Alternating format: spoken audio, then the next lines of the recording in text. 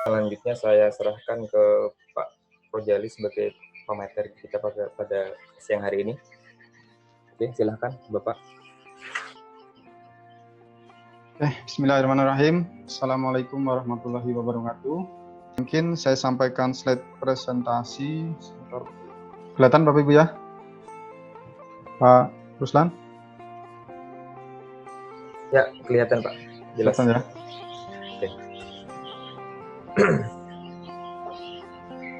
Oke, penilaian hasil belajar. Saya perkenalkan, nama saya Rojali. Saya juga dari SMK Karsa Mulia, Palangkaraya. Intinya penilaian hasil belajar ini kita menggunakan sistem raport SMK, di mana nanti alur yang akan kita laksanakan kegiatan kita di siang hari sampai sore hari ini. Yang pertama adalah proses instalasi raport, kemudian pengisian raport, kemudian backup dan restore-nya. Nanti mudah-mudahan sampai materi yang terakhir nanti kita sampai selesai untuk bisa menyelesaikan materi ini. Nah, kemudian Bapak Ibu, karena di SMK khususnya Kalimantan Tengah ya, khususnya Kalimantan Tengah ini ada, setelah saya cek tadi malam, itu hanya ada kurang lebihnya separuh dari 137 SMK Kalimantan Tengah yang sudah menggunakan sistem e-raport yang terbaca di sistem Direktorat SMK. Jadi mungkin Bapak Ibu yang mungkin di sini ada sekolah baru atau adminnya yang baru, nanti Bapak Ibu bisa mengunduh aplikasi e-raport ya, Bapak Ibu bisa menggunakan PSMK kemendikbud.go.id konten e-raport versi 5.0.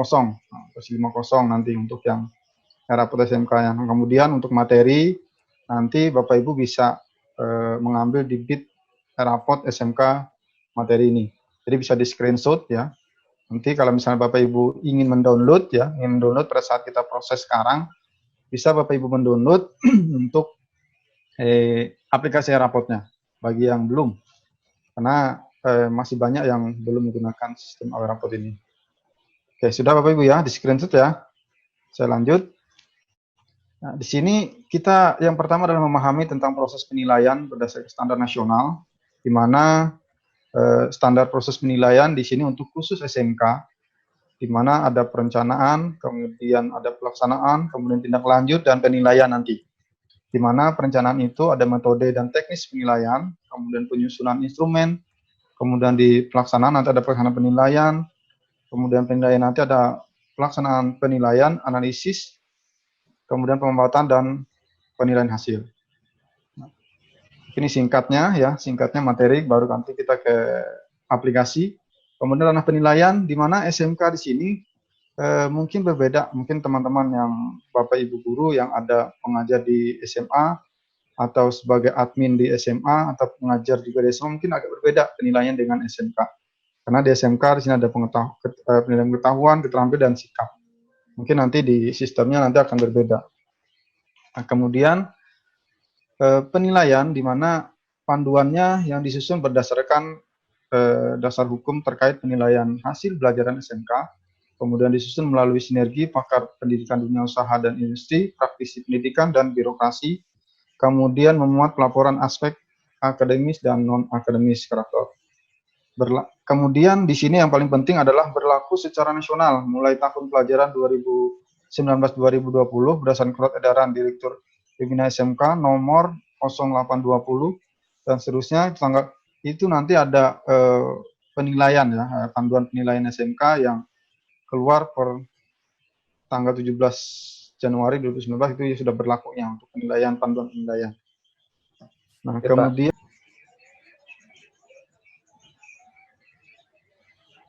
oke, saya lanjutkan.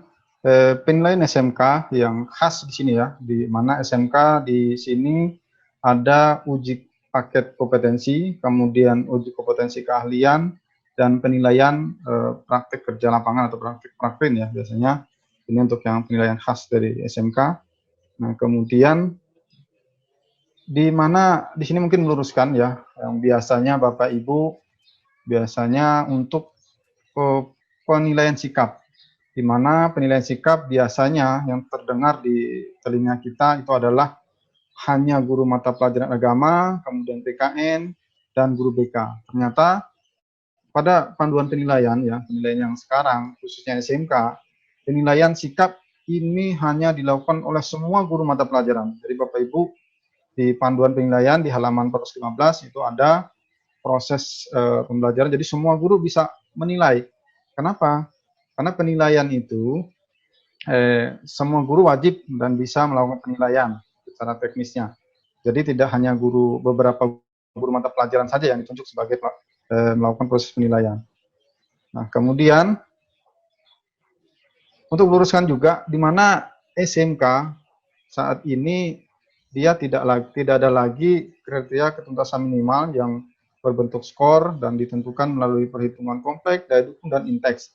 Nah, SMK untuk saat ini, SMK tidak mengenal KKM lagi dalam bentuk skor, ya, di mana SMK menggunakan istilah KPK, kriteria pencapaian kompetensi yang bersumber dari indikator pencapaian kompetensi atau kriteria unjuk kerja yang relevan. Nah, jadi itu yang ada di SMK untuk saat ini.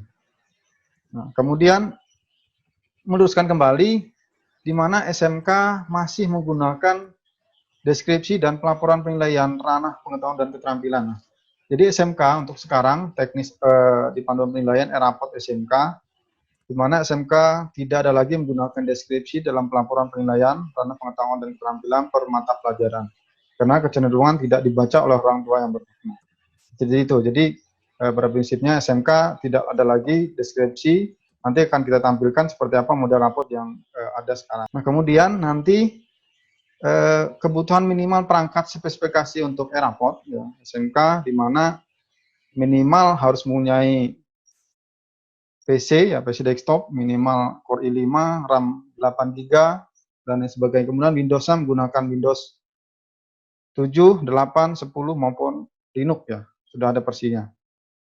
Nah, kemudian pada rapot nanti user di mana ada admin, ada tata usaha, kemudian ada user wakil kepala sekolah, kepala program, wali kelas, guru, pembina eskul, asesor, dan siswa. Kemudian lanjut, rapot SMK nanti alurnya seperti apa? Alurnya semua dari data Dapodik, Bapak Ibu.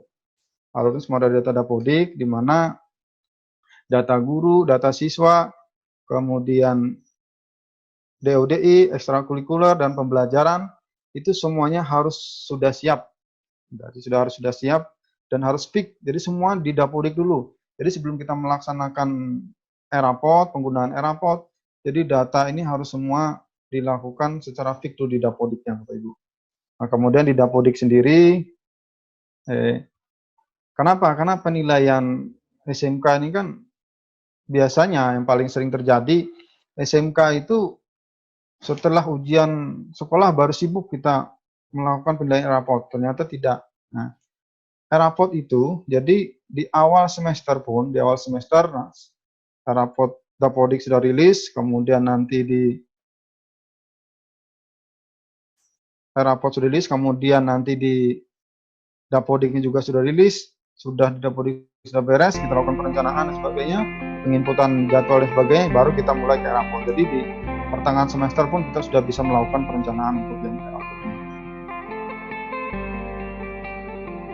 Oke, mungkin ini sekilas gambaran, ya, gambaran tentang rapot SMK, gambaran tentang rapot SMK, di mana nanti setelah ini kita coba untuk melakukan